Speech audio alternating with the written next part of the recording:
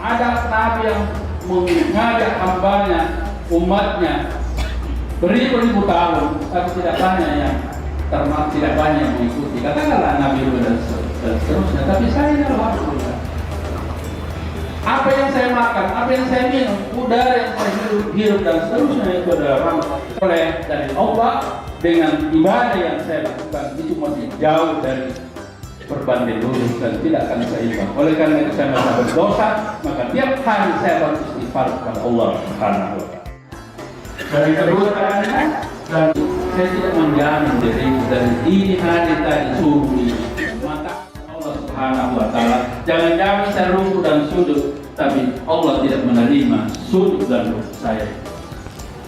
Dia bilang alhamdulillah, Allah memberikan lagi saya kesempatan untuk berdialog langsung dengan Allah Subhanahu wa Ta'ala, beribadah dan menyampaikan seluruh isi hati saya dan tergantung saya.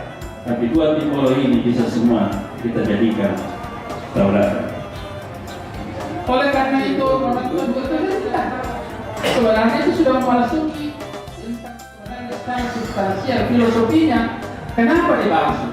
Paling tidak dalam hati kita, ya Allah, inilah wajahku ya Allah, untuk berhadap langsung pada Allah Subhanahu wa Ta'ala. Diuluhi Anda, penekanannya di situ sama dengan caranya Rasulullah berwudu. Itu yang kedua. Yang ketiga, Rasulullah SAW mengatakan, "Idza qala qadu ghairil maghdubi 'alaihim waladdallin."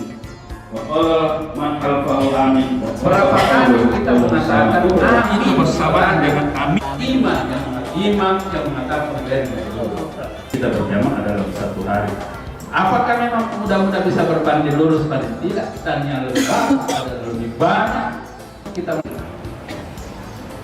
Yang terakhir, pernah Rasulullah SAW duduk dengan sahabat lalu mengatakan, "Ala adullukum ala ma yaqullahu bihi fataya wa yarfa'u bihi darajat." Qalu bala. Rasulullah mengatakan, "Maukah kamu semua kutunjuki apa yang bisa menghapus dosamu, kemudian bisa meninggikan melaksanakan sholat, tetap dalam keadaan wudu, tidak batal, maka sama kalau dia beribadah selama satu malam." Jemaah sekalian yang diridhai insyaallah oleh Allah Subhanahu wa Ta'ala, mungkin secara sederhana beliau mengatakan ittiba'ul wudu'i alal maqarid. Itu yang pertama, menyempurnakan wudu di waktu berada dalam kesukaran. Ulama hadis memberikan pemahaman apa yang dimaksudkan di situ. Di saat ada kesukaran, mungkin kita tidak apa namanya, tidak aman waktu itu, katakanlah beribadah dan melaksanakan sholat, tetap dalam keadaan wudu, tidak batal, maka sama kalau dia beribadah selama satu malam.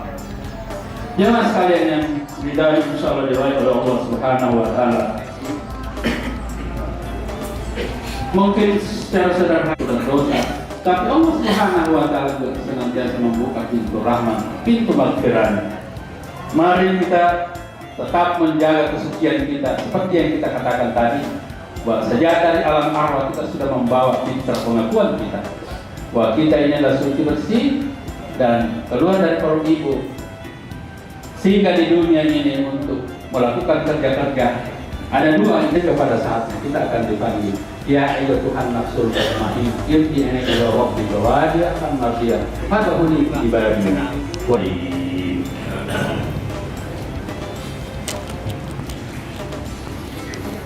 Sayyi'ati a'malina man yahdihillahu fahuwal muhtadi wa man yudlil fala hadiya lahu.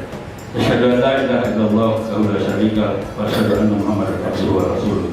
Allahumma shalli wa sallim ala nabiyyil karim wa rasulil karim wa ala alihi wa sahbihi wa alayka bi rahmatika ya arhamar rahimin. Allahumma inna nas'aluka al-huda wa at-tuqa wal ghina wal 'afiyata was salamah wa na'udzu bika min as-su'ah. Wala taj'al fi makanina hadza dhanban illa ghafartahu ya Allah ya karim wala dayna illa 'alaika wala